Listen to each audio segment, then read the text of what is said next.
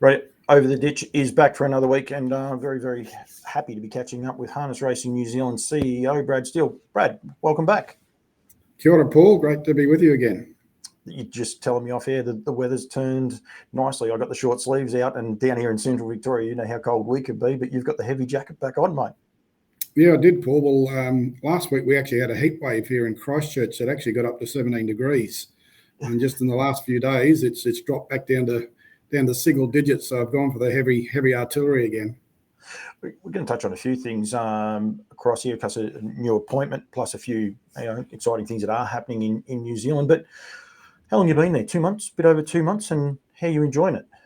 Yeah, two months and 2 days, Paul. Absolutely fantastic. I mean, the racing over here is absolutely fantastic. The tracks are unbelievable. The more tracks I get to, I'm just in awe of the tracks that we've got over here in New Zealand. And as you know, harness racing's massive here in New Zealand, and to get out to all the tracks and engage with a lot of the owners, the trainers, the drivers, the investors. There's a lot of them, and they're all subtly different, but all got great feedback that they provide to us on what we're doing well and what we can do better, which is fantastic. So look, and I love harness racing, so the more meetings I can get to, the better. You were recently, I think it was Methven on the weekend. What an iconic backdrop there at Methven. I mean, I could have been in the Swiss Alps or anywhere around the world, and here I am sitting at Methven. And I did put a post up on Twitter that got lots of feedback, and I just couldn't believe that. I used to watch from Brisbane races at Methven, thinking, wow, wouldn't it be fantastic to be there on the day? And it was awesome. 12 race program to Hoot as well, and this week we're off to Oamaru. Yep. Another iconic track. That's one thing about they are so picturesque, and because the islands are so narrow, anyone that hasn't been there, it's 4 hours across the South Island. North Island at one spot's even narrower than that. You do get so much contrasting views. If you like, Kaikoura coming up soon, you can have the beach. Look at the beach one way and the snow-capped mountains behind you. It's just it's picturesque, and I think it's probably one thing that we maybe don't sell well enough about the New Zealand racing, if that makes sense. Yeah, look, there's definitely some opportunities there, Paul, and that's what I was thinking when I was, sitting talking to people at Methven on Sunday and looking at that backdrop, and I thought, wow, what a wonderful opportunity for us to try and push that a bit deeper and engage with a lot of the tourism that's around that area, and also to encourage more of the Aussies to come across and have a race day at Methven. It's probably an hour and 15 minutes south of Christchurch. It's an easy drive, but quite an iconic destination. Yeah, it is indeed. One of the reasons I reached out to you, we'll get to, I suppose, some of the nitty-gritty parts that are happening. You've recently announced your new racing manager, Brad Peden, has been recently announced. I think it was only yesterday, maybe the day before, which I would imagine probably two things for yourself: exciting, and also potentially takes a bit of pressure off you, I suppose, getting a bit more direction for the racing office. Yeah, you're right, Paul. And look, I'm really excited to have Matt come on board. And absolutely, at the moment, we have that role that's been vacant for a while, and I've been trying to fill that as best as I possibly can. So I know having Matt on there with his deep insights around wagering, he's well known within harness racing in New Zealand as well.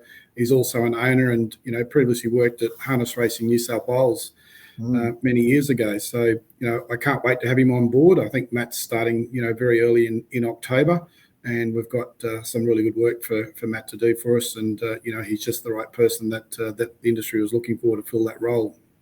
Potentially a baptism of fire, if you like, because it's the busiest time of the carnival. But in a way, because New Zealand has got it so structured and do stick to days and times so well, and we'll touch on a few of the newest parts to that, but it's possibly the right time for him to come in, see it at its grandest, and then work from there in a way. Yeah, absolutely. I think it's probably never too late to get the right people and good people on board. And Matt's accustomed to cup time over here in New Zealand. He's featured quite regularly on the TV and through various media forms. So he's quite accustomed to what happens during cup time, and I'm sure that it won't take him too long at all to get his feet under the table. And these days we do give them a day to get settled. So, which is pretty generous, and I'm sure that won't take any longer than that.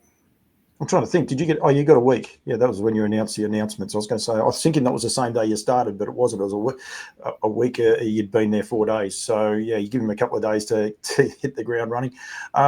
We might just stay on the racing calendar and how it's working and probably how you're finding it. I mean, you came from Queensland, which is very structured, incredibly structured, and definitely works in Queensland. But I think we know all jurisdictions, no matter where you are, what works somewhere doesn't necessarily work in the other jurisdictions. You've come on board, and Entain as well come on board and almost changed the way people look at racing, if you like, over there, racing on set days. How is that evolving, Brad, and how are you seeing that from a different perspective, I suppose, as well? Yeah, look, the thing that's really pleased me, Paul, is how the clubs have really embraced the change. So that's been really important. And I guess it's probably too early to really tell how the punters have engaged with it. I think, over the next probably 6 months, we'll get a clearer line of sight in terms of that. But what I can say is that, certainly the early signs that we're seeing are looking, relatively positive. The important part for us, particularly in that North Island, is to continue to increase the horse pools. And we know there's at least another 25 new horses that are going to start in Cambridge in the next 4 weeks. There's over 100 new horses that are ready to start in Auckland in the next 4 weeks as well. So I think as those horse numbers increase, we will expect to see the wagering increase as well. So I'm very certain that there's going to be a little period there of settling in so that people really understand who races when. The punters get a really good understanding of the form because it was the same sort of horses that may have raced the previous week, and that will provide them with some confidence to bet into those pools. So, and look, like most things, Paul, I do know that growth and comfort don't always coexist, and that's certainly been obvious as well. But we continue to work through any sort of opportunities or challenges that we've got. But I would say very early on, probably this is 5 weeks into it. The Tuesday meeting that we had at Cambridge last night, in terms of wagering, it was the personal best. So each week we're seeing the numbers increase based on the fact that we're getting increased horse pools, and the lows are getting higher each week, if I could put it that way. So really promising data, and we know that the number of individual punters that are betting on our races are increasing each week as well, and that's obviously thanks to some of the marketing and efforts of the TAB and Entain. I think that's one thing that people were pretty quick to sink the boot into everyone, if you like. Initially, I think the first couple of meetings at Cambridge on the Tuesday night, the betting turnover was nowhere near where anyone wanted it to be. Yeah. I think that's the reality of it. But I suppose the flip side of that is a lot of people wouldn't have got their heads around the fact that they were Tuesday night racing. The longer you do it, the more people are aware of it, the more trainers are aware that they can get a horse ready for a Tuesday night and a Friday night on the North Island consistently. So that part's going to grow as well. There has to be a teething part. That's so promising to hear that there is growth, measurable growth too. Like, it doesn't matter if it's only 1 or 2 increments. It doesn't matter. But if it is, you guys can physically see that both wagering, horse population, and more horses, horse racing, and then also horses populating that area. What'd you say? Nearly 100 more horses on the North Island, which is essentially what that was all geared around. Because if it continued on the way it was going, there probably wouldn't have been enough horses for 2 tracks anyway. No, that's right. No, definitely. Some action needed to be taken, and you're right. I mean, early on, it was tough going, but as time goes on, the trainers are getting more accustomed to it. The punters are definitely getting more accustomed to it. So, as I said before, what you should see in some of the data is the lows that we were hitting very early on should start to increase. So we'll have higher lows. And as I said, we've already hit a personal best at Cambridge last night in terms of wagering. And it was the first Tuesday night, essentially, where we had eight races, which is sort of where we're looking to get to. So now we just need more horses, and we've gone about it getting that horse pool up organically, and we've also been able to attract, as you've covered off previously, some owners sending horses to the North Island to take advantage of certainly those heat and finals. Now we had our first final at Auckland last Friday night, 35,000. It was probably one of the best fields that we've had there for a while, and maximum field and fantastic wagering. So we know what the formula is, and you're right. Just because it works in Australia or Queensland doesn't necessarily mean that it'll work in New Zealand. But based on the data that we're seeing so far, we think there is definitely some consistencies there, and that punters and connections do like and will embrace that consistency as time goes on. The fields for Auckland can't be questioned. I mean, they've been outstanding, very, very positive size for mine. Even the 2-year-olds, which sometimes can be a little bit on the smaller side from time to time, they are there. The bigger stables are well and truly supporting them. And I think that's one thing from afar anyway, and dealing a little bit with them. The bigger stables understand the situation they're in, and they are racing their horses, which is what we need, and making fields up, albeit it might look a bit funny that Steve Telfer 1 week has 6 horses, and then you have Scotty and Barry might have 4 or 5 the week after, but they understand they need to have these races on and racing them, and I think that's so great. And there's so many of the other people as well, the guys from Cambridge, Anna Donnelly and those guys, so many people that are buying into it and understanding the road ahead. It's not a quick fix.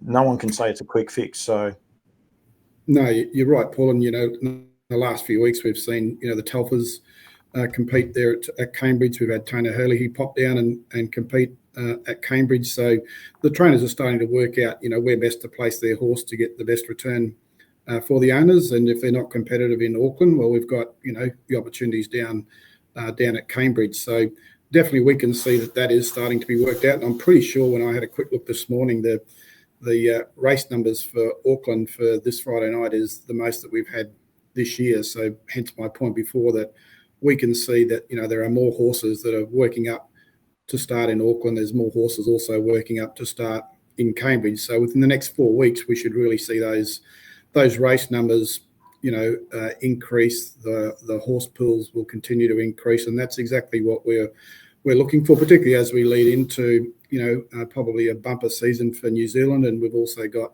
the Golden Gate up there in Auckland, and as you know, it's $1 million in prize money, and you need to have had at least 6 starts up there to be eligible. So that strategy is also going to support that horse pool as well. Yeah, and I totally agree, and that's one thing we need to be aware of. It's a slow burn, but we need to get these numbers up. And the North Island is so important. I've heard a couple of people have said to me on the journey, we don't need North Island, we'll just race on the south. But as it's been so well 1.6 million people. Yeah, 1.6 million people in Auckland, Paul, and that's the opportunity for us to get them interested in harness racing, basically from a wagering perspective, but then also from an ownership perspective. So very much it's a rebuild, but it's absolutely the right strategy where you've got that such a massive opportunity. We have to go after it, and rightly so. You mentioned the 2-year-old racing, and it's probably fair to say that the Kiwis are really patient when it comes to racing their younger horses, but certainly we're seeing more and more 2-year-olds now starting to race, because they obviously want to take advantage of the Entain 2-year-old bonus, where there's $12,000 for their first win, $8,000 to the owner, and $4,000 to the breeder. So that's starting to catch on as well, and providing that extra encouragement to start racing a little bit earlier than traditionally probably what they would have. Yeah, and I think the other part too with the North Island, and please the South Island, there is so many breeders down there, but some of your biggest breeders are on that North Island. They're associated there with Auckland. They're all not that far away from Auckland, and they don't just invest breeding stock numbers. They invest sponsorship dollars, but also intel, if you like, and a couple of very smart businessmen amongst those guys there that offer a lot more, if you like, than just making $1 out of breeding 1 or 2 horses. And it's a no-brainer for mine. I think well done to what everyone's doing. Yeah, and look, you're right on that breeding side. I've recently spoken to a few people where I just provided some feedback that probably over the years, New Zealand's probably lost its uniqueness in terms of our pedigrees. We've sold a lot of the really good 3-year-old and 4-year-old mares to America and to Australia, and they're now breeding in America and Australia. So hence we've lost a bit of our uniqueness. But what we're seeing, particularly in the last 4 weeks, which is really exciting for New Zealand over the next sort of 18 months to 2 years, is you've got investors that are now buying American-bred brood mares. Only in the last 2 weeks, one was bought online in foal and a foal at foot. And my best guess is they will now make their way to New Zealand. And we've got Diamond Creek Farm that can see a great opportunity here in New Zealand. They've already got 2 American brood mares empty here in New Zealand, with plans to rapidly expand that over the next period of time. So that uniqueness in our pedigrees in New Zealand is about to evolve to a new level over the next couple of years, as those brood mares get in foal, breed down, and their stock go through our yearling sales. Yeah, and I must say too, one of those people based in Auckland, so it does actually, he's got a successful business person. Incidentally, he's a Queenslander prior to that too, but he has a very, Trent Mason's, of course, the gentleman that we're saying that he's investing the money, but he's an Auckland-based person, and I'm sure he wants Auckland-based racing. And if his horses aren't good enough, he would like to duck down to Cambridge and watch them at Cambridge. And I think that's the reality. But we're not doing all this for him or people like them, but that's just the reality that these people, if we can get the right people involved in the sport, the sport could really take off.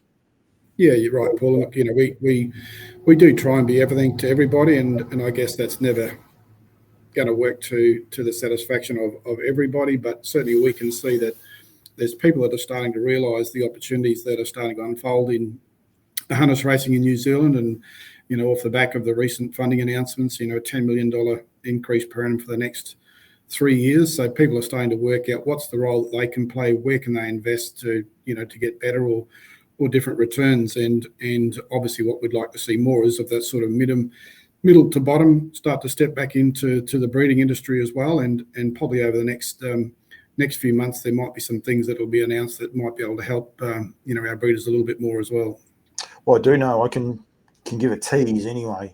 There's potentially another breeding bonus, if you like, for New Zealand breeders coming up in the way of a horse potentially standing in New Zealand, which will only complement and grow it. And it's exciting to get more stallions there. There's been a glut of them leaving the country, but I do know that potentially at least one more stallion will be making his way to New Zealand.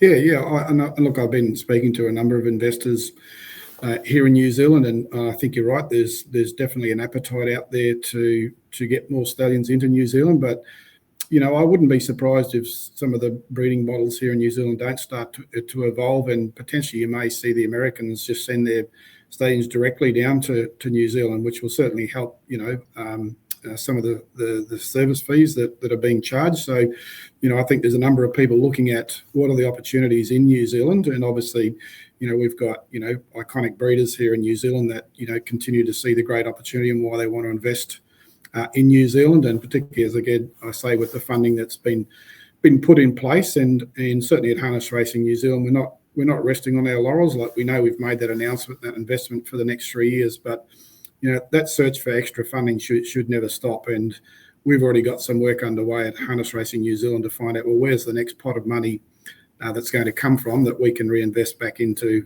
stakes. We might stay on the breeding, and like Arasta Trotters, I wear a few hats. I actually haven't got their hat on. I don't even know where it is.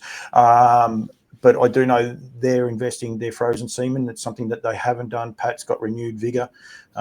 He went down to the breeding seminars just recently. So he's, and I think he only gave away a few service fees. I think he was giving away one, but I think he got caught up at the moment. He might have given away more than one on that occasion. So to have people like him doing these things and trying to generate, if you like, stimulus, if breeding stimulus, I think he's got a couple of ideas. I encourage people to go to harastatrotters.com.au in New Zealand. They're frozen semen, but there's a few little incentives there for the Kiwi people as well to get involved in. Again, something that hasn't happened for a while, and now all of a sudden with all this positivity, Pat's like, I want in.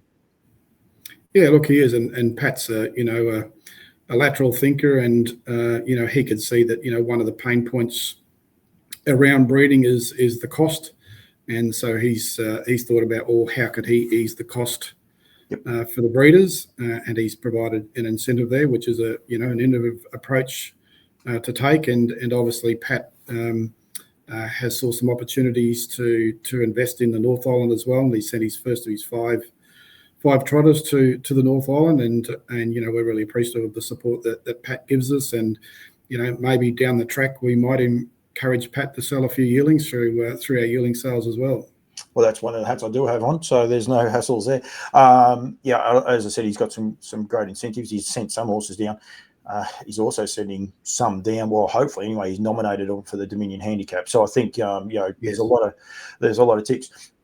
And look, we'll keep evolving that way. I mean, the breeders on the South Island, as much as the North Island, we want to make sure that they're looked after and continue to grow. And I know you guys, that's all part of these breeding schemes. We're definitely not talking about the guys on the North Island. And I will say the little teaser I had is actually for the South Island. So something very cool.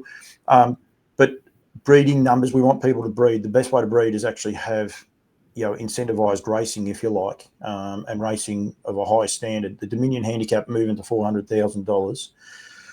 Some people, I think at the time, might have said, geez, it would have been nice if it had gone to 500, but hasn't it created, some talking points? And timing can be everything, but some great talking points, especially here in Australia. The amount of horses being set for the Dominion Handicap is unprecedented.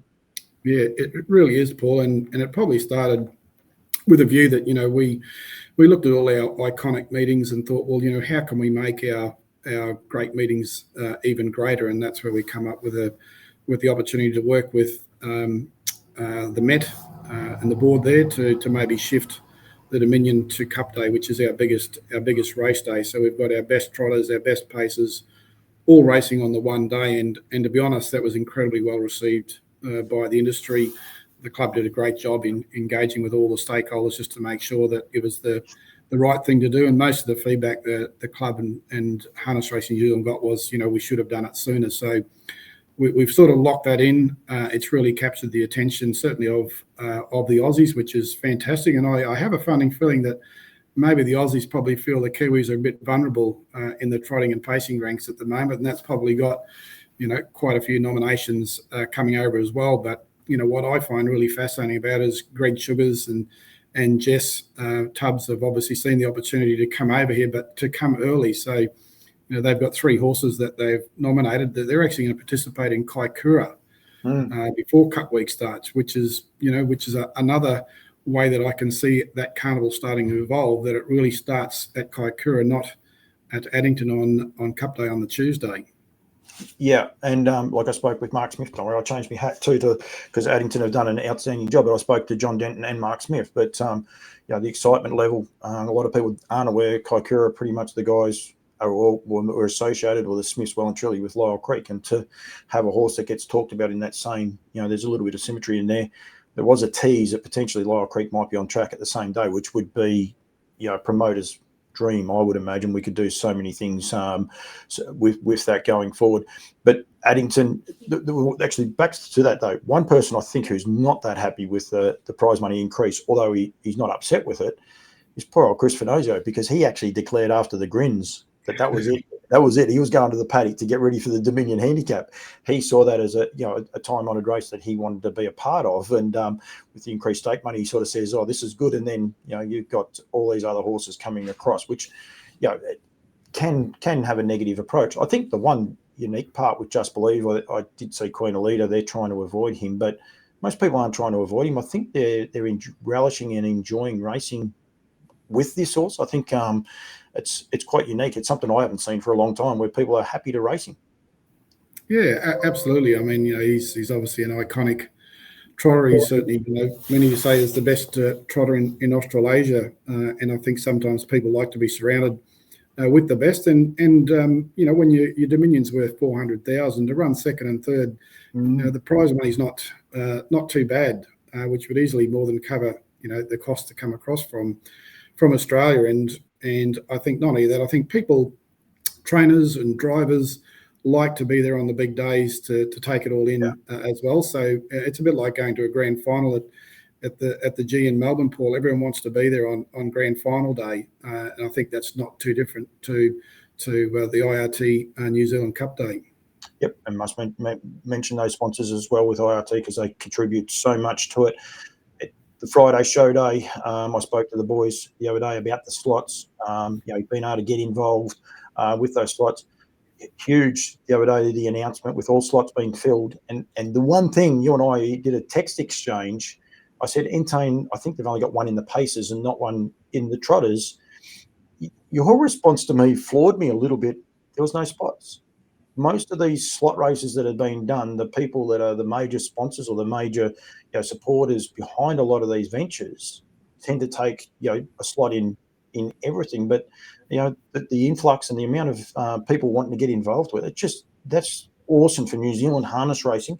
Well done to Addington Harness Racing Club, but well done to everyone behind the scenes that has pushed this to make the first year of this such a success already before it's even been run.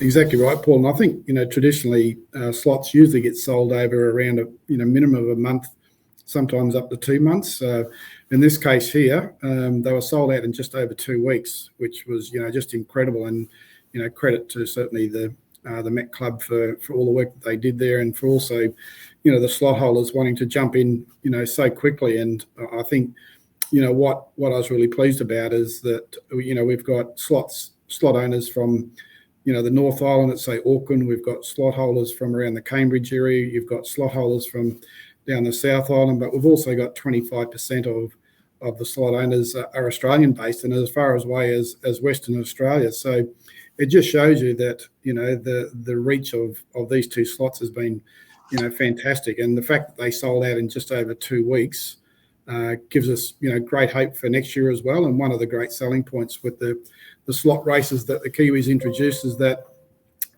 if you're a slot holder this year, you get first right of refusal next year. So I'm sure some of the slot holders might have a really nice pool of 2-year-olds that they're sort of thinking, well, next year as they turn 3, we want to be there and have a slot and have our own horses compete. So that's what's been fascinating. As I said, it's definitely generated a lot of energy around New Zealand and I hear about it when I go to the races every week, people talking about who are the slot owners, why did they invest, what horses will they pick. And already on social media we had a number of people now forecasting what horses are going to be aligned to what slot owner, which is fantastic. And that's what slot racing does. It gets interest and it gets people talking. No, it does indeed. And I spoke with Jason Lee last week after Kiang Zahara was outstanding. Don't worry about the slow time early. I think that's actually why I think she went even better. I think they ran a 34 quarter and she settled back in the field, but 57.8 last quarter for a 3-year-old trotter. And they're well and truly interested in going across there. Jason actually asked me to make sure people are aware that they are keen. And I will say the other one is Nathan Jack, who keeps telling me he's not keen, but Derek the Jet and Violet Stanford both unbeaten. Whether they stay unbeaten after this weekend, who knows? But pretty exciting trotting. And look, to be honest, there's not a lot of 3-year-old trot races after that. They've got the Derby, which is the same weekend as Kokura. And then after that, with the Breeders' Crown prize money dropping, there is a unique opportunity. So I think a lot of Kiwis possibly should look forward to it. You've got things going off there everywhere. I don't want to hold you for too much longer. That's all right. Friday night lights. Is that helping? And how's it all working? I get a little bit jealous looking from afar. We don't get to see a lot of it. We do. Anyone watching this, you go to Sky Active and they cut in, I think it's 5 minutes prior. So we do get some of the commentary, but it looks from afar to be working anyway. Yeah, it's a game changer, Paul. And I know, having spent a lot of time in Australia, we would have killed to have, wall-to-wall harness racing every Friday night, just exclusively Metropolitan harness racing. And now we've got it. There's a lot of on-track presenters. There's lots of content. The content's changing all the time. They've just built a new studio here in Christchurch. So they'll probably fire that up over the next period of time. And they've got some new innovation that they're wanting to bring to Friday night lights as well. So what it's doing is it's getting new eyeballs onto harness racing. It's getting new punters, and the data that we get would suggest that more and more people are now engaging with harness racing on a Friday night, and we can see it coming through in the wagering, particularly for Addington. It's probably fair to say that the wagering numbers for Addington since Friday night has come on board, has skyrocketed. Auckland, whilst it's up, it's probably not up to the same extent as Addington, but as those horse pools build, we know that they're going to get there as well. So we know there's new people watching harness racing. The number of individual punters that are betting on harness racing on a Friday night is going up incrementally each Friday night, and that's purely because of the exposure that Friday Night's Lights is providing. The anchorman as well, Greg O'Connor, doing a fantastic job, and he's got other presenters that pop in and pop out and support him as well. So the concept's fantastic, and I think what I like about it is they're not resting on their laurels. They've got other things that they want to do to continue to refresh that, and it wouldn't surprise me if there's a couple of other people out there currently doing some media training that might want to have a hand at doing some presenting. You got a little smirk to your face. I think you know more than that. One of the other spin-offs of that is too that the box seat actually finished when Friday Night Lights came about. I think that was a bit of timing and programming. It's back. It premiered last night, back as a live show as well over there, which is exciting. Maddie Cross and Greg, and I believe they were both in the studio, so a bit of a different, it's got a different feel. It's only a 45-minute slot. More information, more product, more feedback for people. It is, and it's consistent on the same time, same night every week, a bit like the model for racing. So it's that consistent piece, and they bring a different perspective and different content to the viewers as well. So it's, as you said, it's just reaching out to the audience, keeping them informed, keeping them engaged with harness racing, and letting them know what else is coming. So the box seat's great to have it back. I know a lot of people have asked me in the last probably 4 weeks, when is the box seat coming back? And most times I actually didn't know, so I had to get across my details a bit better. But thankfully, it was back last night, and I know it's an extremely popular program. Yep, it is. I think any program is. Campbell's Comments would like to be consistent. Matty Cross, I'll tell you, Matty Markham, ever since he's done Footright Flats, just doesn't answer me phone call. I've got to go through some manager or something along those lines. But yeah, well, that's what happens with success, Paul, doesn't it? It does indeed. No, I will be ramping it up again once we start up there with the better racing coming on. Copy that recently retired 2-time New Zealand Trotting Cup winner. Sad for the owners, I suppose, but it's great to be celebrated as an icon of harness racing, especially in just recently over here in New Zealand and here in Australia. Ballarat Cup winner, and I think Victoria Cup winner. I'm just not sure. No, maybe not. Just a Ballarat Cup winner. But yeah, probably a horse the Aussies didn't get to see at his best, although you Queenslanders saw him at his best. It was nearly the making of him. But great horse. Pity that he won't be around anymore.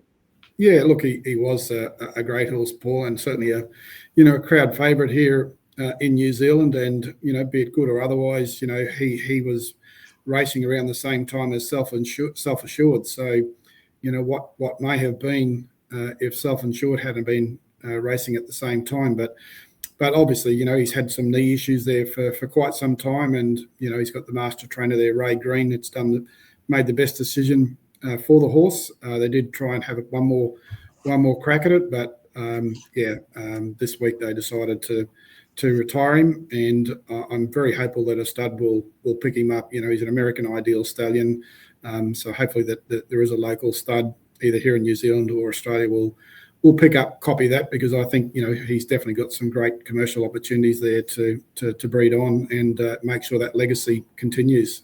No, absolutely. Now, put the Diamond Creek hat on. You're probably thinking, what is he doing now?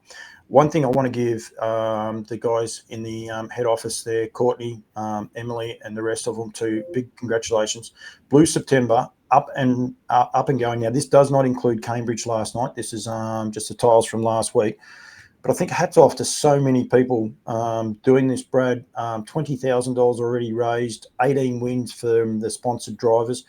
And for any Australians that are watching this, these drivers actually go out and get their own sponsors. There is one down the bottom, which name escapes me, I think, that's sponsoring them all. But most of the other guys have gone and got their own sponsors. And every time they win, there's a different denomination, if you like, that comes into that pool. But to have raised $20,000 in the first week, hats off. Outstanding job.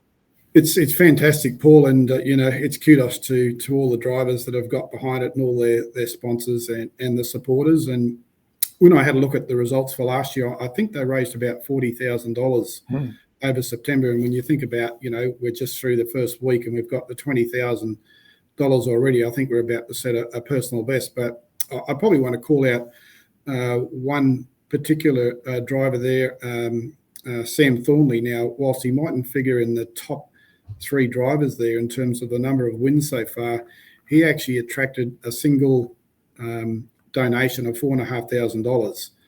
So it needs to be, remember, that's probably about 25% of that pool. So there's different ways that some of these drivers can compete and raise more money, not just through winning the races. Sorry, and that donor was Laurie Goodson. I'm sure he wouldn't mind me mentioning his name, that chipped in a donation of $4,500 to kickstart Sam Thornley's fundraiser. Will he do that every time Sam drives a winner? I'm not so sure every time. I think that was just to kick his pool off, Paul.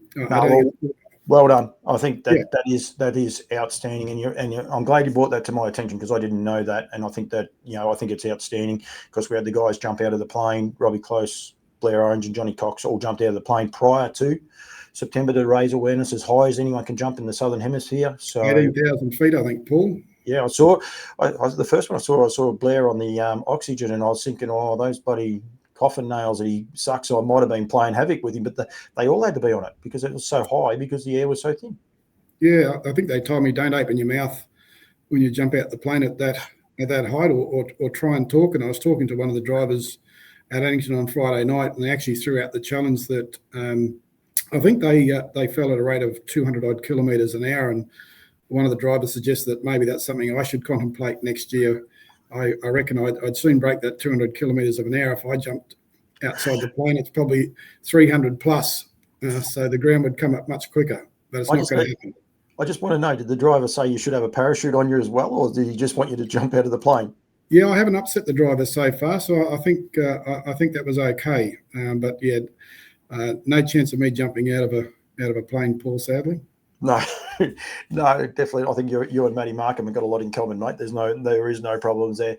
Brad, thank you. I would like to, hopefully do these on a regular basis, not too regular, because I think sometimes we can just roll on over the same stuff and go from there, but maybe every other couple of months or something like that, just to continue to get the message out there. I really do appreciate it. The main reason was, of course, the announcement of Matty Peden, but there is so many other things that are happening in a positive light from New Zealand, mate. So I'd like to say thank you very much for coming on and get those messages out there and continue to do it. Great stuff, Paul. Yeah, really appreciate your support.